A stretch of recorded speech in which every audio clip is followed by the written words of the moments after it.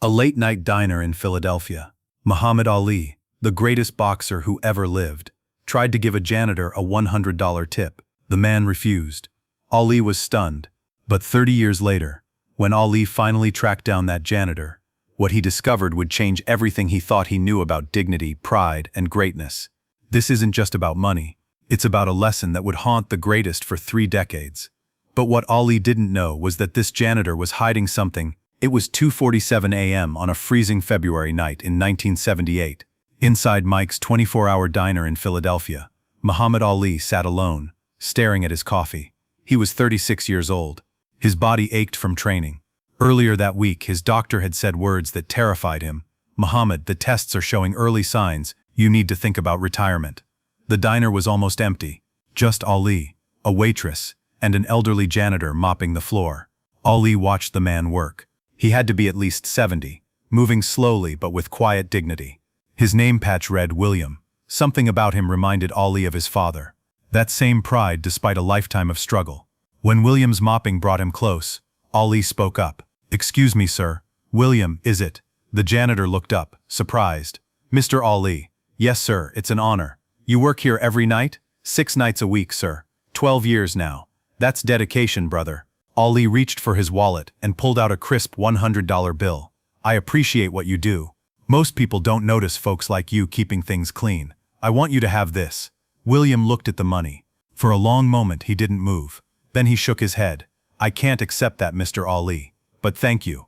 Ali blinked. "What? Brother, it's just a tip. Take it." "I appreciate the gesture," William said steadily. "But I didn't earn your money. You're not my customer. I'm just doing my job. But if I took that money, I'd feel like I was accepting charity." William's eyes were gentle but firm. "I got my dignity, sir. That's worth more than any amount of money." The words hit Ali like a punch to the chest. "I didn't mean disrespect," Ali said quietly. "None taken.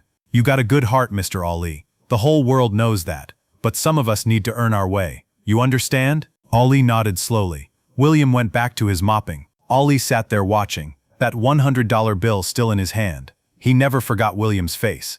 Never forgot those words. "I got my dignity, sir." Those 5 words would haunt Ali for 30 years. Through everything that came after, retirement, Parkinson's diagnosis, becoming a global icon, Ali thought about that janitor constantly. "I got my dignity, sir." The words became a mantra. Whenever someone treated him like a charity case because of his illness, Ali would remember William. Whenever someone pitied him, he'd think of that night. But one question haunted him. Why had William really refused? By 2008, Ali was 66. The Parkinson's had progressed badly. His hands shook, his speech was slurred, but his mind was sharp, and his heart was searching. One evening, looking through old photos with his daughter Lila, they found a picture from 1978, Ali in Philadelphia. "Dad, you okay?" Lila asked, seeing the distant look in his eyes. Ali pointed at the photo, hand trembling. "Philadelphia, need to find someone." "Who, Dad?" "Janitor." "William, diner." Over the next hour, fighting through the Parkinson's, Ali told the story. The late-night encounter, the refused tip, the words about dignity. "Why do you need to find him after all these years?" Lila asked.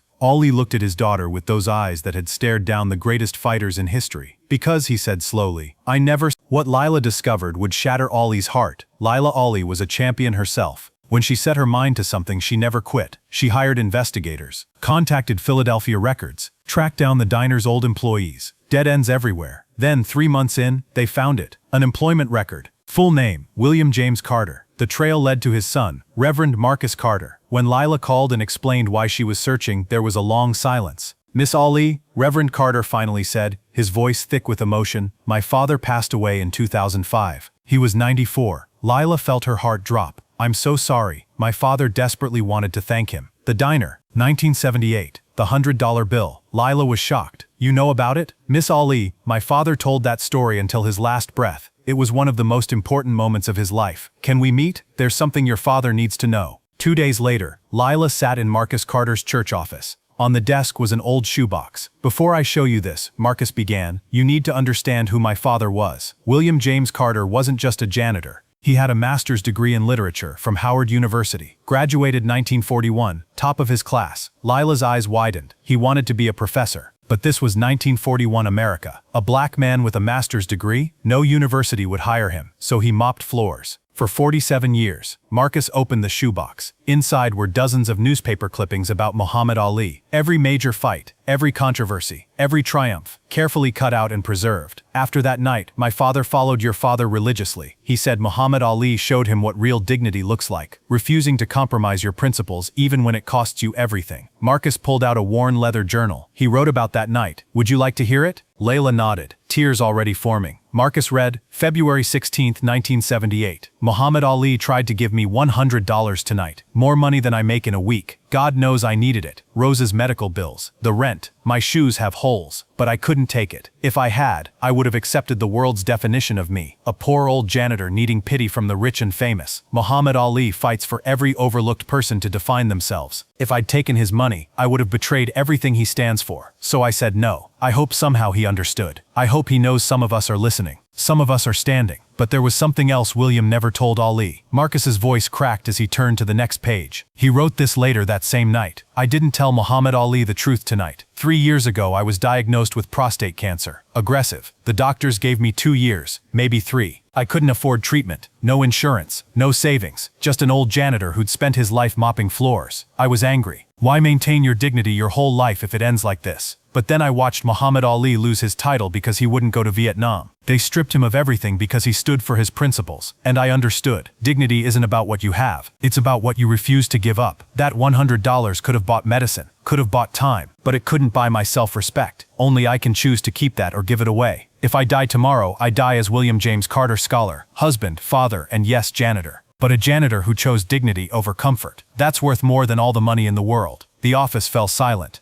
Lila was crying openly now. How long did he live after that night, she whispered. Marcus smiled through his own tears. 27 years. The cancer went into remission. Doctors couldn't explain it. My father said it was because he'd finally made peace with who he was. Can I take this to my father? Marcus carefully placed everything back in the box. My father would want him to have it. As Lila stood to leave, Marcus added, Tell your father something for me. Tell him my father died proud, died on his own terms, and tell him thank you for showing the world what real strength looks like. What Ali did next shocked everyone. Muhammad Ali sat in his Arizona home, holding Williams Howard University graduation photo from 1941. A young man in academic robes, master's degree in hand, eyes full of hope for a future that would never arrive. Lila read the journal entries slowly, making sure her father absorbed every word. When she finished, Ali's face was soaked with tears. His body shook, Parkinson's and emotion combined. Finally he spoke. He was teaching me, that night, teaching me. What was he teaching you, Dad? Ali struggled with the words. That respect isn't giving money. Respect is seeing them. Really seeing them. He saw you, Dad. He saw what you were fighting for. And I almost made him just another janitor, taking a handout. Ali's voice broke. From Muhammad Ali. But you didn't. You offered with respect. You accepted his no with respect. That's why he wrote about you for 27 years. Ali picked up the journal with trembling hands. He couldn't read anymore. Parkinson's had taken that, but he held it like sacred text. I want to do something, he said. For him, his family, his church. 3 months later, Reverend Marcus Carter stood at his church pulpit. The building was packed. News cameras lined the walls. At the front, in a wheelchair, sat Muhammad Ali. In 1941, Marcus began, my father graduated from Howard University with a master's degree. He wanted to teach. The world said no. So he mopped floors for 47 years. But he never stopped being a scholar, never stopped believing in dignity. Today we honor his memory with the William James Carter Scholarship Fund. Marcus gestured to Ali. Thanks to Muhammad Ali, this scholarship will provide full college tuition for one Philadelphia student every year. Forever. Students who demonstrate not just academic excellence, but the dignity and determination that William James Carter embodied. The congregation erupted,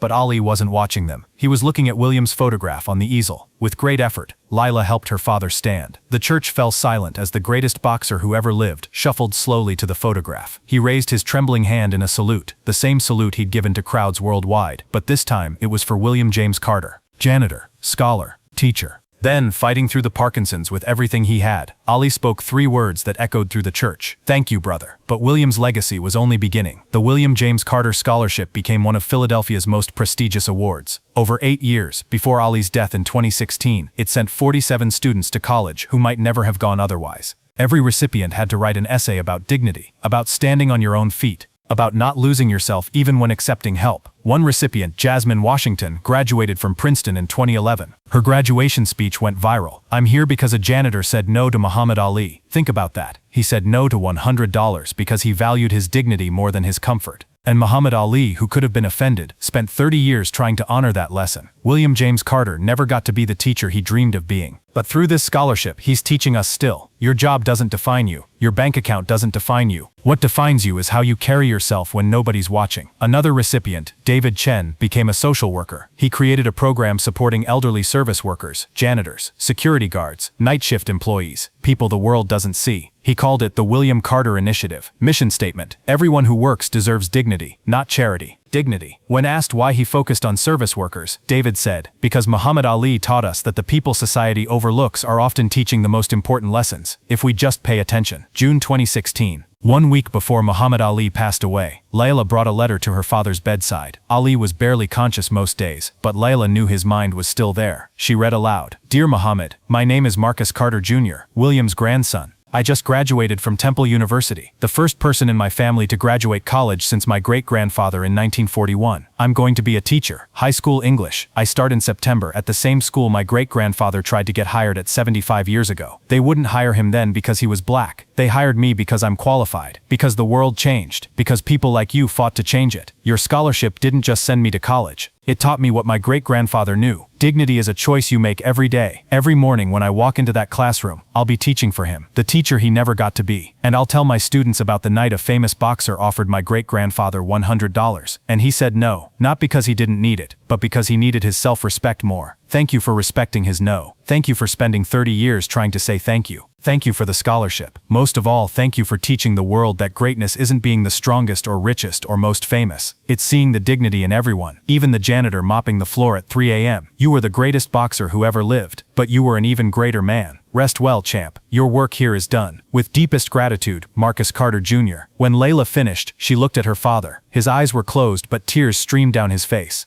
Dad, she whispered, can you hear me? Ali's lips moved barely. Layla leaned in close. Dignity, he whispered. Just that one word, but it contained everything. 7 days later, Muhammad Ali passed away. He was 74 years old. At Muhammad Ali's memorial service in Louisville, thousands came to pay respects. Presidents, celebrities, athletes, world leaders. But in a quiet corner, a group wore special pins featuring 2 photos side by side, Muhammad Ali in his prime, and William James Carter in his graduation robes, the William James Carter Scholars. 47 students whose lives changed because of a 3-minute conversation in a diner. Marcus Carter Jr., now teaching his first class, spoke at a smaller memorial. My great-grandfather mopped floors, but he was a scholar. He was a teacher, even though he never got to stand in a classroom. He taught Muhammad Ali, and through Ali's scholarship, he's teaching all of us. He died in 2005, never knowing that 11 years later, his 3-minute conversation with Muhammad Ali would inspire thousands. He just knew he needed to say no to that $100. He just knew he needed to stand on his own feet. That's dignity. That's what Ali learned. That's what he honored for the rest of his life. Here's what most people don't understand about dignity. It's not about pride. It's not about refusing help when you need it. Dignity is about agency, about maintaining your right to choose, to define yourself, to stand on your own terms. William James Carter didn't refuse Ali's money because he was too proud. He refused because accepting it would have changed the meaning of their interaction. It would have turned mutual respect into a charity transaction. And Muhammad Ali, who could have been offended, who could have forgotten by morning, instead spent 30 years trying to understand the lesson. That's why Ali was the greatest, not just because he was the best boxer, but because he was willing to learn from everyone, even a janitor mopping floors at 3 a.m. Some lessons come from teachers, some from books, some from hard experience, and some come from a 70-year-old janitor who says no to $100 and teaches a world champion what real strength looks like. Muhammad Ali once said, "I'm the greatest, but I'm not better than you." That wasn't false modesty. That was the lesson William James Carter taught him on a cold February night in Philadelphia. Everyone has dignity. Everyone deserves respect. And sometimes the people the world overlooks are teaching the most important lessons if we're humble enough to listen. The William James Carter Scholarship continues today. It's sent over 100 students to college since Ali's death, funded by the foundation Laila Ali maintains. Every scholar learns the story of the janitor who said no and the boxer who said thank you. And every scholar learns that dignity isn't something you're given. It's something you claim, something you maintain, something you never trade away, not even for $100. If this story moved you, smash that subscribe button. Drop a comment. Have you ever learned an important lesson from someone the world overlooks? Share your story. Tomorrow we've got another incredible tale you won't want to miss. Remember, greatness recognizes greatness, no matter what uniform it's wearing. Peace.